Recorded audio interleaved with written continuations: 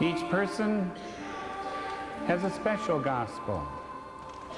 And today, in one sense, we're gathering to celebrate the gospel according to Ignatia. Now, that gospel touched the life of each one of you. However the gospel of Ignatia speaks to you, cherish it, live by it, be grateful for it. In Cleveland, Ohio, this is the scene every year at the gravesite of Sister Mary Ignatia. Since the death of this tiny woman in 1966, her friends have paid tribute to this Sister of Charity of St. Augustine every spring. Sister Mary Ignatia was the messenger of hope for over 40 years for suffering alcoholics and their families. And today, her legacy lives on. Sister, the truth of the matter is that this miracle of Sister Mary Gavin Ignatia would never have happened had it not been that her family decided to come from a country overseas and come to Cleveland. Tell us that story. Well, that's right, Bill. She was born in County Mayo in Ireland, and she came with her parents and her brother, Patrick, when she was just 7 years old to this country. They were looking, I think, as many people were, for an opportunity to have a better life, to have some job opportunities, that sort of thing. So she came to Cleveland, and the family settled on the east side of Cleveland. Which at that time was pretty much an Irish community, is that not right? Certainly. The parish that she grew up in was the Immaculate Conception, affectionately known as the MAC by everyone in the area. And she grew up in that parish, went to school there.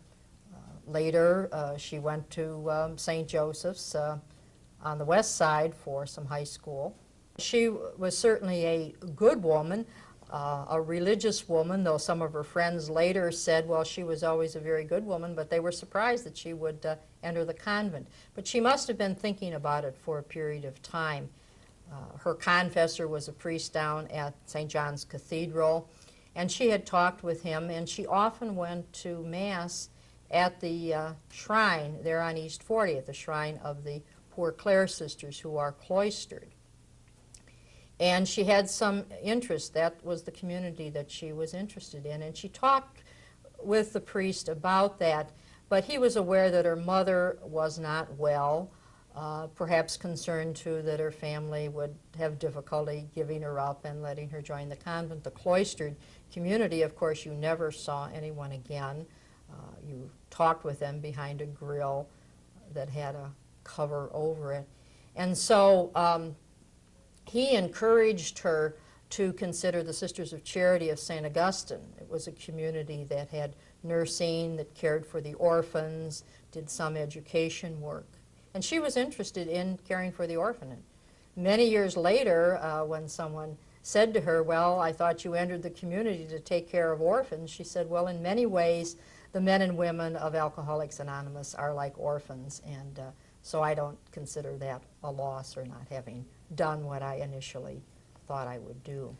Well, she was born in 1889, and then she entered in 1914. So she was not a young girl, but certainly someone with experience. And then in those days, you had a very regulated life. You got up at 5:30 in the morning, and you had a half hour of meditation. You went to Mass. You helped with the dishes.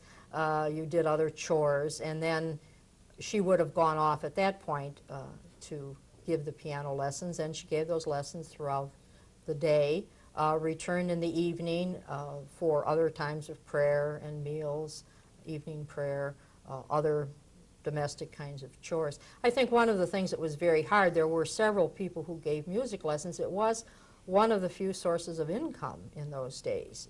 So that she gave private piano lessons there at the property at St. Augustine's. She went out to Parmadale, the orphanage, on weekends, and also did the band and the choir there and gave lessons. And the transportation and so forth. So it was an exhausting kind of life, very much filled with hard work and sacrifice. I think that's probably exactly what made it very compelling for her, because a person like that comes into religious life because they want to live in a Christ-like way. They want to be Christ for our time. And I think she and others, if you want to be Christ for our time, you reach out to those who need you most. And I can't think of any group that would have needed her more than the group she addressed. And I'm just so much in admiration that she acknowledged that and did something about it. But that's what motivated her. I think the church needs to be with the people that need her most. And at that time, and quite frankly even today, they still are some of the most needy people. Courage. Oh, it took a lot of courage, because there was so much misinformation, lack of understanding. Everyone thought it was a moral fault. Clearly, why was she dealing with these people? Other things had greater priority. Should the church be involved in this? What's it going to look like? All those kinds of things. And that hasn't all gone. That's still present. Sister Mary Dennis, I'm trying to put myself back in that time. First of all, the country is embraced in an enormous depression. We're coming out of the roaring 20s, we're moving into the depression area. She's a young nun, and she's charged with doing all these duties. She's very diminutive, and there came a time, I think, did there not, when something had to happen, almost as though God had ordered that this happen in order that she could carry on with God's chosen mission. This was a breakdown, a mental breakdown. Could you explain that for us? Well, yes, as certainly the sisters who knew her at the time said, and she was at Parmadale on one of these many weekend trips where she would have taught all week long, packed up, gone out there for the weekend, worked with the children out there on singing and practice and so forth, and she had just some sort of a mental breakdown, which caused a certain amount of paralysis and some total confusion, what have you. And so they were extremely concerned, and of course sent her immediately to the hospital, to St. John Hospital, where she was under the care of Dr. Frank Duran for a period of time there. And out of this, now she was, as you said, very frail, certainly a lot of work, a lot of demands on her because of her abilities and her probably younger status in the community. The younger nuns always were expected to do a lot more things. And so this breakdown happened, and this paralysis. So she was hospitalized for a period of time there, and then she only very slowly came back. For a while she just helped around St. John Hospital, maybe took a little course there that the nurses might have taken, something like that. So, and I'm sure that for her to all of a sudden realize that probably she was going to have to give up most of this music, which she loved. I mean, she had taught the music and had certainly loved that all along the way there. She had gone to Notre Dame University and gotten a degree in music. So, you know, she was well prepared, and the community certainly was, you know, pleased to have her. It wasn't a case of not being able.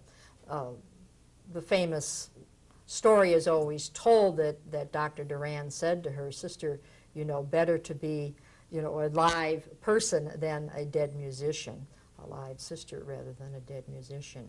Now, whether he actually said that, but certainly everyone always recounts that story. Bill Wilson did in his eulogy also. That is true. That is true. Right. That he did. So then there was kind of a recovery kind of period, and I think probably anybody, you would say, well, my whole life is over. I've had this terrible breakdown. I'm not able to do what I did before. And yet then in those days you were simply given an assignment every year and told what you would do. So she would have gotten one of these little white cards that said, "Dear Sister Ignatia, you are being assigned to St. Thomas Hospital. Please accept this in obedience to God's will." And this was in 1928. That's right. That's right. And so she did.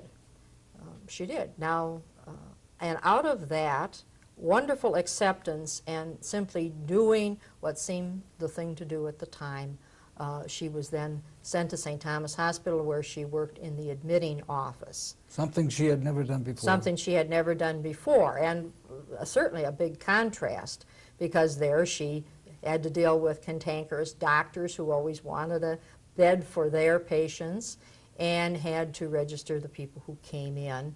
And it was a desk job. I'm sure that the community felt this would be less demanding and arduous. There would have been a certain amount of more regular schedule and hours. And she was always very gracious and kind to people. So, you know, it was looked upon probably as this is a way to help her regain her strength and her ability. It was then that, according to hundreds of thousands of millions of recovering and recovered alcoholics, that the miracle began, along with her association with Dr. Bob Smith. Can you begin to tell us that story, how it got started, and how she carried on for Dr. Smith and added the spiritual side and the medical side, the acceptance? Sure. I think that a real unique contribution that Sister Ignatia did make to those early years of AA was to bring this concept of, first of all, she had been through her own personal hell through this experience of this breakdown. She had come out of a religious community in which you have support of other people, and you are always in this sense of trying to reach out to other people, in this sense of, you know, helping each other out. And she certainly had a very strong spiritual life, a strong discipline of the importance of prayer and reading, of the importance of a dependence upon God, and awareness that you don't do things on your own. All of these things, which are part and parcel perhaps of religious life now, but certainly in those days. But then, and there were people who came into St. Thomas Hospital before her actual meeting with Dr. Bob who suffered from alcoholism, but in those days it was just some other drunk who was assigned to some hospital bed, and then he was cantankerous and thrown out. As she once said, well, if the person who had alcoholism had a broken head, they would be treated in the hospital, but just because they have alcoholism and don't have another physical ailment with it, we can't seem to keep them in the bed. So certainly she thought about this as various people came in. There was another doctor there at St. Thomas that my understanding is she talked with about this problem. But Dr. Bob, who was on like the courtesy staff, a surgeon on the courtesy staff at St. Thomas's, when the actual magic moment came there in 1939, and he had talked with Sister Ignatia, and he said, I have this man, and I need to bring him to a hospital. Will you take him? And she said, as she said later, it was very simple. Here was a doctor. She knew that he was a recovering alcoholic. He had a patient. She had a bed. Now, it wasn't probably quite that simple, because while she may have had a bed, the fellow that they brought in under the diagnosis of acute gastritis, because after all, right, you have to have some diagnosis there, got a little rambunctious and disturbed the other patients, and so they had to find some other room. And the famous story, of course, is that there was a room that they kept the flowers in at the end of the hall, and so she simply kind of straightened that up, and they put the patient's bed in there, and that's how St. Thomas became the first general hospital in the United States to start an alcoholic ward. Well, one of the things is I was a nurse working as a night supervisor, and she was in the admitting office. But from my point of view, when she came to tell me how to take care of alcoholics, I didn't like taking orders from a music major. Okay. However, when I would call Dr. Bob to check for orders, they were what she had said. I could really see a very realistic problem of having, it was a new idea having alcoholics in the hospital. And there's the nursing staff who are trying to deal with anywhere from 15 to 30 patients on a night shift at different intervals of that evening. And to have one that society classifies as a drunk, and they can be pretty disruptive to the place, because when you can't sleep at night and you want to drink, you don't want to stay in bed and be quiet. The other part of the story was that it was an AA program, and so the recovering AAs were there drinking coffee, talking in a 4-bed unit at the end of the hall until 2 and 3 o'clock in the morning. While there's a certain level of lip service that's given to the care of the alcoholic in those days, and I'm not sure it's totally changed now, not necessarily in the religious community, but in society in general, there's still the general feeling that get a hold of yourself and stop this nonsense still is part of our society. And I think that's a real serious problem. I think it was a problem for her. I think it's not fun always to try to figure out how you can develop a new program, which is what she was trying to do. Admit to the hospital somebody who hadn't been admitted to the hospital in prior times for express treatment of alcoholism. Under, really, when you get down to it, a non-medical group, the AAs. And nowadays we look on support groups, but they all spun off of what she did. Any of it is, its founding was on hers. The Sisters of Charity of St. Augustine at that time, and many of the nurses and nuns with whom she worked at St. Thomas Hospital, didn't exactly embrace this idea that Sister Ignatia had begun. That's right. A lot of people gave her a hard time, not only then, but even later on, due to a lot of things. First of all, these people were taking up a bed, and beds were very scarce in those days. So the doctors, some doctors would complain, well, how come you're letting that, quote, drunk in this bed when I have a patient who's got this broken leg or whatever, who seems to be more seriously in need of a bed. So there was that sense among some of the doctors. Often, too, in the middle of the night or at some other time, some of these people who were admitted by Dr. Bob with Sister Ignatia's help there, they were people who were not quiet little patients lying in their beds. They caused trouble in the wards. The rooms in those days were not private rooms generally. So, you know, all of this, and they probably required more work on the part of the nurses to do this, do that.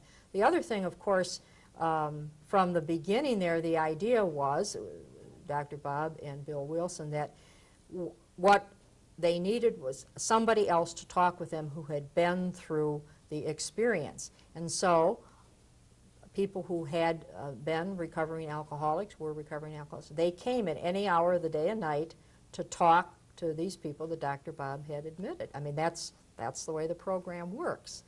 But again, that flies in the face of hospital regulations. And some other nurses would complain about that. Well, certainly. They complained to the administrator. A lot of these people did not have money to pay.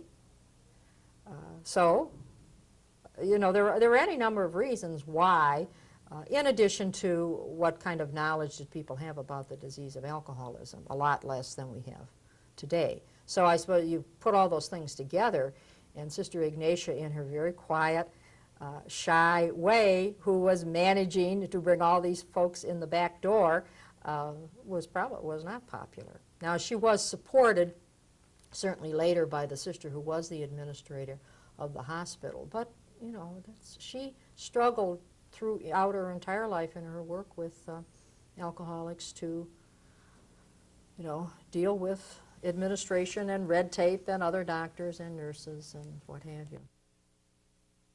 She was in the kind of work that people did not appreciate. It was something that nobody wanted around. They did not want drunks in the hospital. And she had the courage to do this. And it amazes me that she was a musician and because of illness, she had to give that up. And she dared to go into something new and different, something that other people didn't even want to do. I admire her for that. I think what Sister had in mind with the 12 steps, that there was a higher power, and she respected each individual as someone very special. And she tried to instill in them the dignity of the individual. It seems to me that once you start looking into yourself and realize that there is some worth, it doesn't come from yourself, it has to come from a higher power. But I think what they needed to do is put order into their lives. It was all disorder. So when they got all of the disorder and all of the defects somewhat out of their lives, then they knew something else was missing. They needed something higher, and that's when the higher power came in. She could handle anyone at any time in recovery and was unafraid of anyone. Tell me a little bit about that. Well, you're absolutely right, Bill. And part of it, I'm sure, was the surprise and the shock of this very small nun standing before you, telling you exactly every type of liquor you probably tried to drink, from top drawer to bay rum or whatever the street names were for some of these things. That surprised people. She knew the jargon. She knew the experiences. There was nothing, it seemed, that anybody could tell her that she did not know, and she could speak the men's language.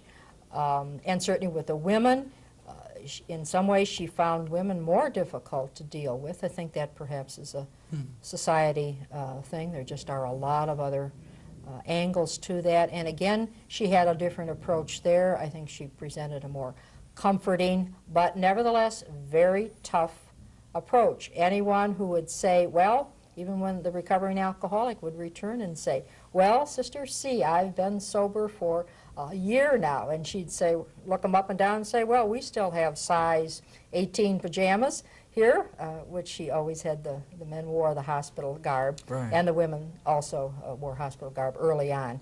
And so it was like, remember that it's God who did the work in you, and don't be so proud. So she managed to see through every little trick anybody was going to pull on her. Sometimes, many of these people, of course, were people from the corporations, from the businesses, and I think or the clergy, who felt that they were special or deserved special treatment or something like that. And she would just say, you're just like everyone else here. And she would somehow know exactly when they were going to get something smuggled in, or whether they were going to try to demand some special treatment or arrangement. And she would always say, don't say you're here because your wife sent you, because the bishop sent you, because your husband and children sent you. You need to be here because you want to recover. And so she held very firmly to that. It is true that she knew all along she was dealing with a life-threatening disease, and that many times she had to confront men and women in DTs and even people, patients who died of this. How must that have made her, would that have struck up a failure, a feeling of failure? Well, that's interesting that you should say that. One thing certainly, and she said from her mother, she learned way back as a child that never were you to call somebody a drunk. Her mother was quite firm on that. Someone under the influence was still a person, and that term never should be used. So I think she had an innate respect for the person, in spite of whatever the disease had made the person do at that particular time. She had an affinity for the drunk. She knew them well.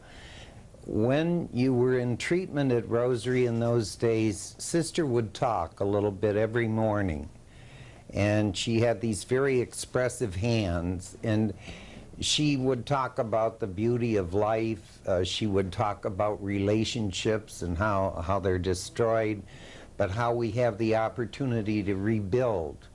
And we have today, and we can go from this day forward and become sober and responsible adults leading constructive lives. That was her message, and it was very, You became very emotional. Lots of tears. Okay. Lots of tears. Would it be a fair statement for me to say, Sister, that not only did Sister Ignatia embrace the 12 steps of Alcoholics Anonymous, but she embraced the friendship of one of the co-founders, Dr. Robert Smith, and that she worked so closely with him and his wife, Ann. And then there came a time in 1950 when all this was going to change one more time for her. That's right. She really was very close to Dr. Bob and just had just a wonderful experience working with him, and just, you know, thought he was a wonderful, wonderful man, and worked very closely with Dr. Bob and his wife Ann, as you mentioned. But then when Dr. Bob, first Ann died, and shortly after that, Dr. Bob died, and that was very, very hard on Sister Ignatia. You know, here were two friends from the very, very beginning. She still was at St. Thomas Hospital. By then, they had this special ward dedicated for the treatment of alcoholism, and there certainly were other people, nurses and doctors, and certainly the recovering alcoholic who returned to help pour the coffee and give the talks and help people get jobs and those kinds of things. Then in 1952, she was assigned by the community to go to St. Vincent Charity Hospital to start an alcoholic ward there. Now, actually, I don't want to interrupt you, but my understanding is that the people of Akron did not want to let go of Sister Ignatia, and demonstrated that on the night before she left. That's right. I think the community had been trying to move her for a period of time, whether partly to encourage her to go to charity and start something. But I understand, yes, that the people lined up there all night long coming just to shake her hand, to touch her, to do something. They had written many letters, I think, out to the Mother House to say, please don't move her. We have to have her here in Akron. After all, Akron is where Alcoholics Anonymous began, and you cannot take her away from us. So I did not add, I think, to a good feeling between the community and the citizens of Akron. But they showed their love and appreciation for her, and I think she was overwhelmed, as she was so many times in her life, by all the support, because she would say, you people are doing it for each other, and you are all my friends, and you know, so I don't deserve anything. She would hide when the photographers came.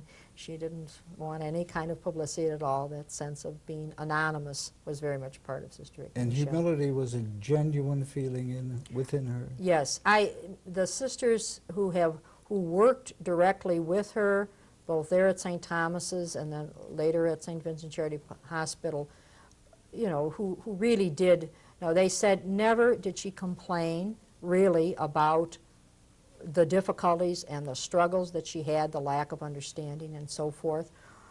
She did not badmouth anybody. She did not try to get on some sort of a bandwagon. She also, in any public statements, always thanked the community, thanked the administration of the hospital or whatever for all their wonderful support. Now, of course, when she needed to get things done, she called up the boys and said, I need this, I need that, what are we going to do? And they came in and cleaned and painted and furnished things and did anything. They would have done anything in the world for her. She never, ever took advantage of that, as a lesser person might, because it was all for the work and for the people. The recovering alcoholic, yes. Right. She had to start all over again, though, at St. Vincent's Charity Hospital in Cleveland. Would you tell us that story? Certainly. Well, at that point she was 63 years old, I suppose, a time at which a lot of people might be thinking about retiring, but she went to St. Vincent Charity Hospital, who had treated alcoholics before, but they did not have an organized program. And so she went and begged and asked to start a special ward there, and in a way that's really what she was sent there for. So she received the permission to start up this new ward on October 7th, in 1952, and that was the Feast of the Holy Rosary. And so she named it Rosary Hall, but she named it Rosary Hall Solarium, RHS, which was Dr. Bob's initials. And so in honor both of Mary, the Blessed Virgin, and the prayer that was so important to her, and certainly in memory of her great friend, Dr. Bob, Rosary Hall Solarium was started. Now, it became, of course, a wonderful unit. It was someplace where many of the men came in. They cleaned, they painted, they scrubbed, they raised money, they had supplies. Anything that she needed, she could turn to the recovering alcoholic that she had known in Akron, and certainly other ones in Cleveland who would come and help her start Rosary Hall. Is it not a fact that her reputation spread across the country and that people were seeking her advice in starting up these kinds of treatment centers? That's right. She received many calls and times to give talks, so forth. She wrote some articles for the Catholic Health Association. In fact, some of these places named their unit Sister Ignatia Hall or a similar name. In 1954, she did receive an award from the Catholic Women's Colleges, an honorary award, and she traveled to get that St. Catherine Siena award, and there was much publicity about it, and so in a way her anonymous shield was broken, and after that, indeed, she had additional calls. How to set up a ward, what to do, what kinds of volunteers to get, and so forth. And certainly at Rosary Hall is the time in which, after many conversations with Lois Wilson, Bill's wife, who had started Al-Anon, she started the group there in 1955 for the families. They were primarily men who were the patients, and so the families, often it was the wife that she dealt with. On the other hand, the reverse was true. There certainly were some women. She started a special unit for women. And so Friday evenings over in Jordan Hall there at Charity Hospital, she went and stayed with the women through the Al-Anon meetings and was very supportive of the families. And I used to just sit and see the miracle after miracle after miracle happen. And every day, and all she did is touch you. When she'd shake your hand, and now maybe it was just me, but I could feel vibrate, I could feel it go all the way through. And again, maybe it's me, you know, but more people than that had said the same thing. But she could put their finger in your nose and you tell you just what she thinks of you, you know, in a split second. And she had guys who would do anything for her. I would do literally anything, and there was thousands like me. I find it that Dr. Bob was her companion at St. Thomas Hospital, but then he died in 1950, and so she's in Cleveland starting all over again, and in steps Bill Wilson, the other co-founder of Alcoholics Anonymous. They became great friends too. That's right. In fact, they were always friends, but Bill was in New York, and he, even when they were in Akron still and Dr. Bob was alive, he would call frequently. However, when Sister Ignatia came to Cleveland, Bill and his wife wrote. I mean, our files are filled with letters that they wrote back and forth to each other. And then he came to Cleveland a number of times. When he was not well toward the end of his life, he came for some anniversaries of Rosary Hall. In fact, in the publications he said, just because I came to Cleveland for Sister Ignatia doesn't mean I'm free to take other speaking engagements. And he was very supportive of her and her efforts there. There came a time, though, when even this feisty little nun couldn't carry on, that the fire burned out. and she had to come home to the mother house. Can you relate that to us a little bit? It's true. She was not feeling well even for several years before she came out here in 1965. In fact, the men still wanted her there. Even if she fell asleep during the meeting, somebody would kind of nudge her, and she would look up and say, "Now, where was I?" And I know that the administration of the community had felt that her health had just failed so much that in fairness to her and to everyone, she should be here where she could have better nursing care. But the alcoholics were very reluctant to let her go.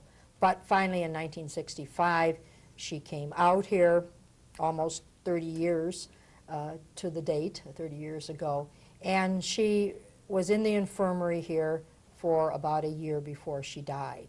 Now during that time she was in a wheelchair, she was very frail, she frequently was wheeled to the chapel, the gallery there, and she prayed again for all of her friends and for all the people that she had worked with and helped over the years.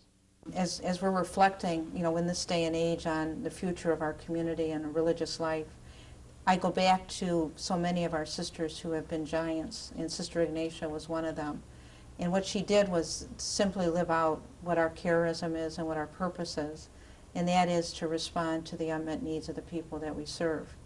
And Sister so valiantly did that in, you know, looking at an unmet need, and that is caring for persons who had the disease of alcoholism. Finding ways to be focused on the people that need to be served, even to a point of manipulating systems and everything else in order to take care of the person. And I think that's really, it's almost, we're taking the role of prophet, you know, really going against what our culture might say is proper in order to be of service to people. And that's really the history of the Sisters of Charity of St. Augustine and what our future is to respond to the unmet needs of people and to find ways to do that. From our beginnings in 1851, when the sisters first came to Cleveland, it was to reach out to people who had needs, whether they were health needs, social service needs, educational, and particularly people who, for whom nobody else maybe was there. Existing and emerging needs is kind of the jargon phrase we maybe use today. But some of the sisters, for example, today work with people who have AIDS and their families. That's very much in the tradition of what Sister Ignatia would do.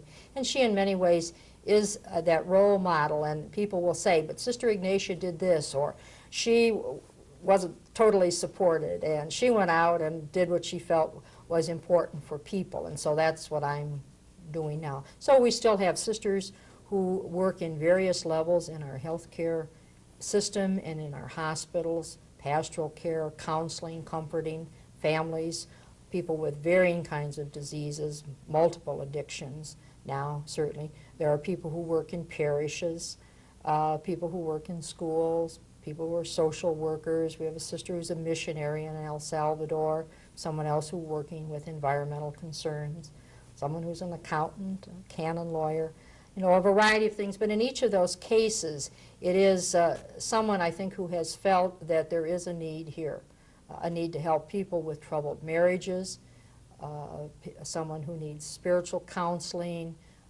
other areas that people simply are not turning to, someone working with low-income housing. So that's always been, I think, the spirit of the Sisters of Charity. Our motto is in all things charity, and that has always meant kind of a respect for people and trying to reach out and support people in whatever their need is. And that's very much the spirit of Sister Ignatia. She would always be the first to say that without the community she could not have done what she did. That's right. And every speech that she gave, she was always grateful, and she would say, the community supported me 100%. There always was this fine and wonderful cooperation. And there certainly was most of the time, but I think anyone who is a trailblazer, who is kind of a beacon of hope and light for other people, you have to have the tough times and the difficult times. She took notes one time on the life of St. Ignatius, the Jesuit who was her patron, and one of the lines out of a life of St. Ignatius that she wrote was, Elect souls do not know the meaning of failure because they refuse to accept defeat. Now, I find it interesting that she wrote that statement, and I think that says a lot about her and her character. In some ways, she never did accept defeat, in the sense that she knew there was a person there who could, with the right amount of help and the right amount of determination, become a recovering alcoholic. Rosary Hall accepted his first patient 1 year ago, and since that date, well, pardon me for repeating, they have been offered not only the key to sobriety, but also the key to a happy sobriety. The Sisters of Charity and the members of Alcoholics Anonymous who have assisted them decline any individual credit. They are aware that it is in giving we receive. Well, God bless you all, and I wish you a continued happy sobriety. And may God's grace be with you always and bless every one of you. Thank you.